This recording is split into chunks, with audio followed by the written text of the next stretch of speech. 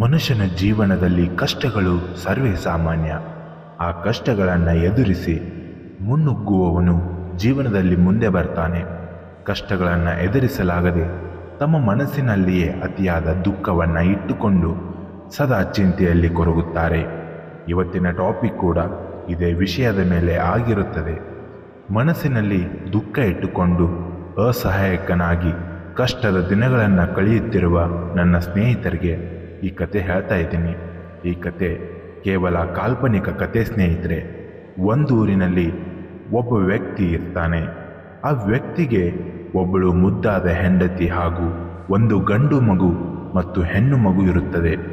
ಮಧ್ಯಮ ವರ್ಗದ ಕುಟುಂಬ ಇದಾಗಿದ್ದು ತುಂಬ ಸಂತೋಷದಿಂದ ನೆಮ್ಮದಿಯಿಂದ ಜೀವನ ಸಾಗಿಸುತ್ತಿರುತ್ತಾರೆ. ಗಂಡನಿಗೆ ಕಷ್ಟ ಬಂದಾಗಲೆಲ್ಲ ಹೆಂಡತಿಗೆ ತನ್ನ ಗಂಡನಿಗೆ ಬೆನ್ನೆಲುಬುವಾಗಿ ಸ್ಫೂರ್ತಿಯ ಮಾತುಗಳನ್ನು ಹೇಳಿ ಗಂಡನಿಗೆ ಸದಾಕಾಲ ಉತ್ಸಾಹ ತುಂಬುತ್ತಾಳೆ. ಆ ವ್ಯಕ್ತಿಯು ಕೂಡ ಅಷ್ಟೇ, ಯಾವುದೇ ಕೆಟ್ಟ ಚಟಗಳಿಗೆ ದಾಸನಾಗದೆ ತನ್ನ ಕುಟುಂಬವನ್ನು ಆದಷ್ಟು ಸಂತೋಷವಾಗಿಡಲು ಹೆಚ್ಚಿನ ಸಮಯ ಕೆಲಸ ಮಾಡಿ ಮನೆಗೆ ಬೇಕಾದ ಸಾಮಗ್ರಿಗಳನ್ನು ಸರಿಯಾದ ಸಮಯದಲ್ಲಿ ತಂದಿಡುತ್ತಾನೆ. ಆ ವ್ಯಕ್ತಿಗೆ ಚಿಕ್ಕ ಪುಟ್ಟ ಸಾಲವೂ ಕೂಡ ಇರುತ್ತೆ. ಒಂದು ದಿನ ಆ ಕುಟುಂಬದಲ್ಲಿ ಯಾರು ಊಹಿಸಲಾಗದಂತಹ ಘಟನೆ ನಡೆದು ಬಿಡುತ್ತೆ. ಅದೇನೆಂದರೆ ಆ ಕುಟುಂಬದ ವಾರಸುದಾರ ಹೃದಯಾಘಾತದಿಂದ ಸಾವನ್ನಪ್ಪುತ್ತಾನೆ. ಕುಟುಂಬವನ್ನು ನಿಭಾಯಿಸುತ್ತಿದ್ದ ಯಜಮಾನನು ಸಡನ್ ಆಗಿ ಸಾವನ್ನಪ್ಪಿದಾಗ ಆ ಮಹಿಳೆಗೆ ದಿಕ್ಕೆ ತೋಚದಂತಾಗುತ್ತದೆ. ಇನ್ನು ಚಿಕ್ಕ ಮಕ್ಕಳು ನಾನು ಹೇಗೆ ಇವರನ್ನು ಸಾಕಲಿ ಎಂದು ದುಃಖಿತಳಾಗುತ್ತಾಳೆ. ಆ ವ್ಯಕ್ತಿಯ ಶವ ಸಂಸ್ಕಾರದ ನಂತರ ಆ ಕುಟುಂಬಕ್ಕೆ ಯಾರೂ ಕೂಡ ನೆರವಾಗಲಿಲ್ಲ. ಸಾಲ ಕೊಟ್ಟವರು ಮನೆಗೆ ಬಂದು ಜಗಳ ಮಾಡ್ತಾ ಇದ್ರು. ಸಾಲಗಾರರಿಗೆ ಏನೋ ಒಂದು ಹೇಳಿ ಕಳಿಸಿ ಬಿಡ್ತಾ ಇದ್ಲು. ದಿನ ಕಳೆದಂತೆ ಮನೆಯಲ್ಲಿ ಉಳಿದಿದ್ದ ರೇಷನ್ ಕೂಡ ಖಾಲಿಯಾಯಿತು. ಒಂದು ಕಡೆ ಗಂಡ ಇಲ್ಲ ಎಂಬ ಕೊರಗು, ಇನ್ನೊಂದು ಕಡೆ ಈ ಕೆಟ್ಟ ಹಸಿವು. ಹಾಗಾದರೆ ನನ್ನ ಮಕ್ಕಳ ಗತಿ ಹೇಗೆ ಎಂದು ಚಿಂತಿಸಿ ತೊಡಗುತ್ತಾಳೆ. ಒಂದು ದಿನ ಆ ಮಹಿಳೆ ತನ್ನ ಮಗನಿಗೆ ಕರೆದು, ಮಗನೇ, ನಿನ್ನ ತಂದೆ ಇವಾಗ ಇಲ್ಲ, ಮನೆಗೆ ಹಿರಿಮಗ ನೀನು, ನಿನ್ನ ತಂಗಿ ತುಂಬ ಚಿಕ್ಕವಳು, ನೀನು ಶಾಲೆಯಲ್ಲಿ ಚೆನ್ನಾಗಿ ಓದಿ ನಿನ್ನ ತಂದೆಯ ಸಾಲವನ್ನು ತೀರಿಸಬೇಕು. ನಾನು ಕೂಡ ಎಲ್ಲಾದರೂ ಕೆಲಸಕ್ಕೆ ಹೋಗಬೇಕು ಅಂತಿದ್ದೀನಿ. ಕೆಲಸ ಸಿಗುವುದು ತುಂಬ ದಿನ ಆಗಬಹುದು. ಅಲ್ಲಿಯವರೆಗೆ ನಮಗೆ ಯಾವುದೇ ದಿನಸಿ ಸಾಮಗ್ರಿಗಳಿಲ್ಲ. ನನ್ನ ಹತ್ತಿರ ಕೆಲವೊಂದಿಷ್ಟು ಒಡವೆಗಳಿವೆ. ಆ ಒಡವೆಗಳನ್ನು ನಿನ್ನ ತಂದೆಯ ಸ್ನೇಹಿತರ ಹತ್ತಿರ ಕೊಟ್ಟು ಬಾ.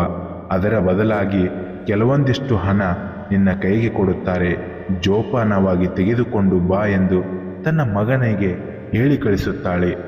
ಆಯಿತು ಅಮ್ಮ, ನನಗೆ ಒಡವೆಗಳನ್ನು ಕೊಡು, ನಾನು ಹೋಗಿ ಅದನ್ನು ಕೊಟ್ಟು ಹಣ ತರುತ್ತೇನೆ ಎಂದು ಆ ಹುಡುಗ ತನ್ನ ತಂದೆಯ ಸ್ನೇಹಿತನ ಹತ್ತಿರ ಹೋಗುತ್ತಾನೆ.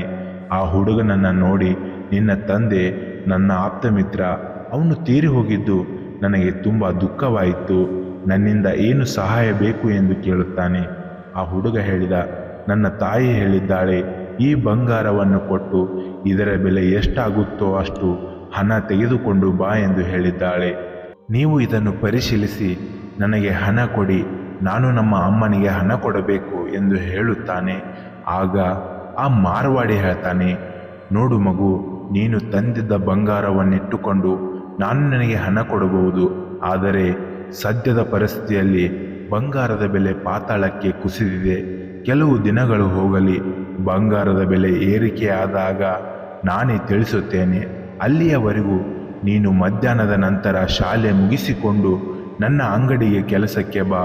ಆ ಕೆಲಸದ ತಕ್ಕಂತೆ ನಿನಗೆ ಸಂಬಳವನ್ನು ಕೊಡುತ್ತೇನೆ ಎಂದು ಆ ಹುಡುಗನಿಗೆ ಬುದ್ಧಿ ಹೇಳಿ ಕಳಿಸುತ್ತಾನೆ.